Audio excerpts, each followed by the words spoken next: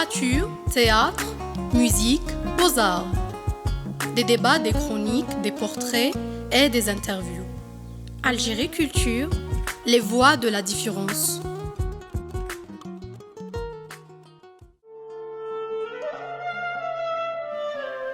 Aujourd'hui, j'ai envie de crier.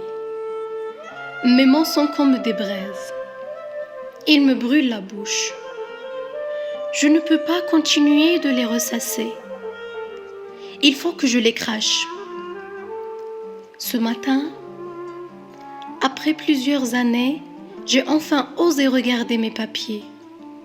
J'ai scruté mon passeport et ma carte d'identité. Ils sont verts. On les a imprimés à la couleur de l'islam. Les informations y sont en arabe. Je les ai retournés, je les ai froissés, je les ai épluchés. Il n'y a pas la langue de ma mère. Ces documents ne me nomment pas. Ils me renient.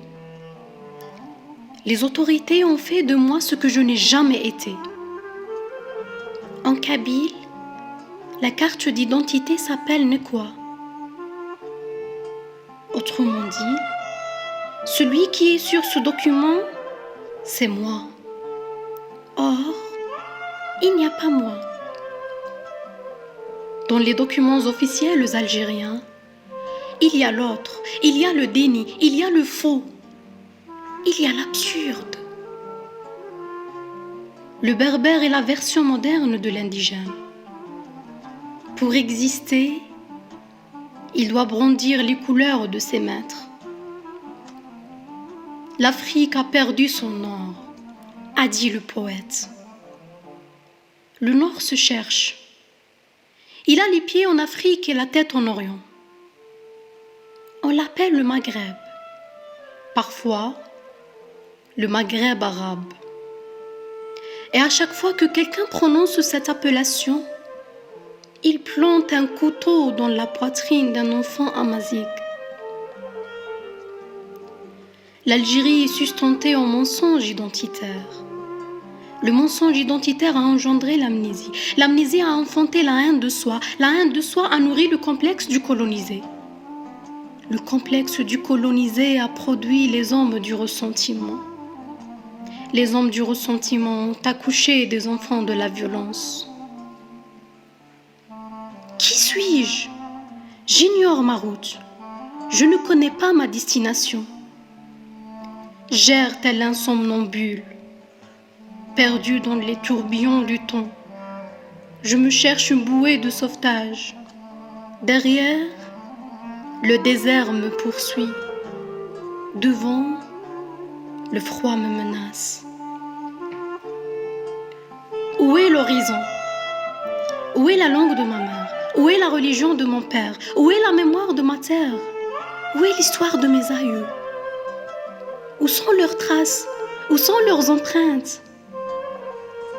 Il n'y a rien à l'école, rien dans les villages, rien dans les villes, rien dans les arbres, rien dans les masures, rien sur les tombes. Rien ici, rien là-bas, rien partout. Triste destin que les colons ont gravé dans le caillou.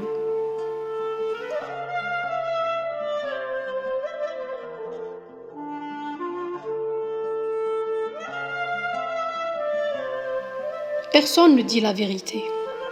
Les sages africains l'ont compris bien longtemps avant moi. Tant que les lions n'auront pas leurs historiens, les histoires de chasse continueront de glorifier le chasseur. Nous sommes généreux avec ceux qui nous oppriment.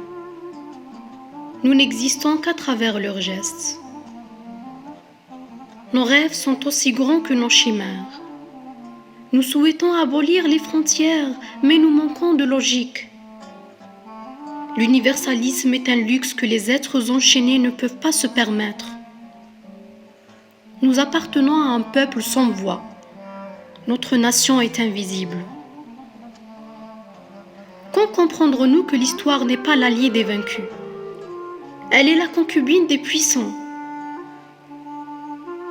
Un peuple sans État est comme un chien de basse-cour. Il obéit à l'État qui le tient en laisse. Nous avons trop écouté les marchands d'illusions. Les identités ne sont pas toutes meurtrières. La nôtre et bien d'autres sont meurtries. Depuis belle lurette que nous vivons à la périphérie du monde. Nous parlons comme le colon.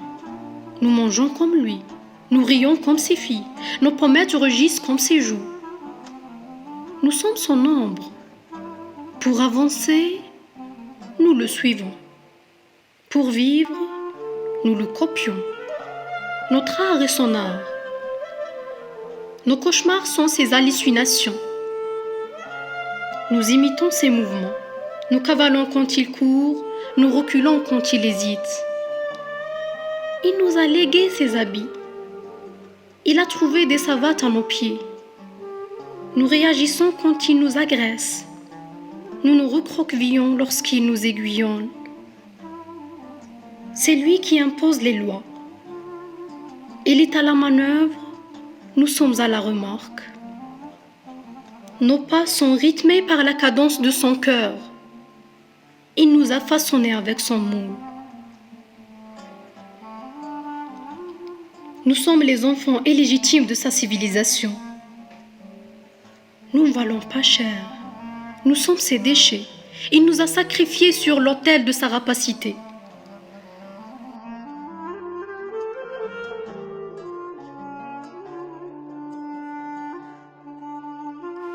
Nous sommes son folklore, nous sommes son passe-temps, nous sommes son divertissement. Nous sommes ses bouffons. Il contrôle notre esprit. Il a tué nos germes. Il a étouffé nos bourgeons. Nous n'avons pas le droit de nous épanouir dans notre humus. Il nous a arrachés à nos racines. Il nous a plantés dans la rocaille. Il nous a jetés dans les griffes de la servitude. Nous sommes des produits vendus au marché de l'ignorance et du mépris.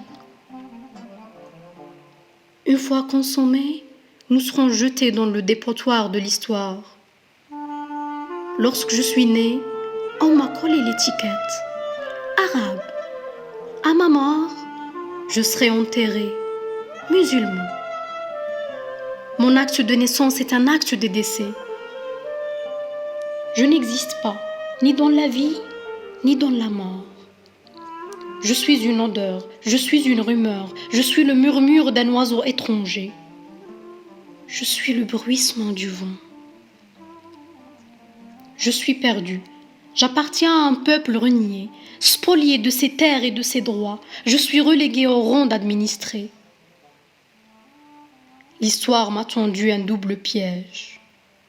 Aux yeux de l'oriental, je suis un peu occidental, car je suis laïque et ouvert sur le monde. Pour l'occidental, je suis un oriental, un être exotique, un arabe, un musulman. Ballotté entre l'Est et l'Ouest, envahi par le général Okba et conquis par l'empereur Napoléon, nous regardons passer les vagues du temps. Nous sommes les spectateurs d'un monde ingrat qui nous écrase. Faute d'avoir une existence officielle, je me suis créé une existence fictive. Dans les livres, dans les contes, sur les planches des théâtres. N'est-il pas temps, grand temps, que l'Afrique retrouve son or ?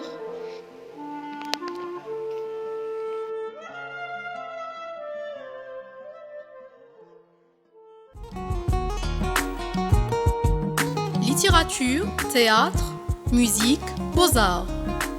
Des débats, des chroniques, des portraits et des interviews. Algérie Culture, les voix de la différence.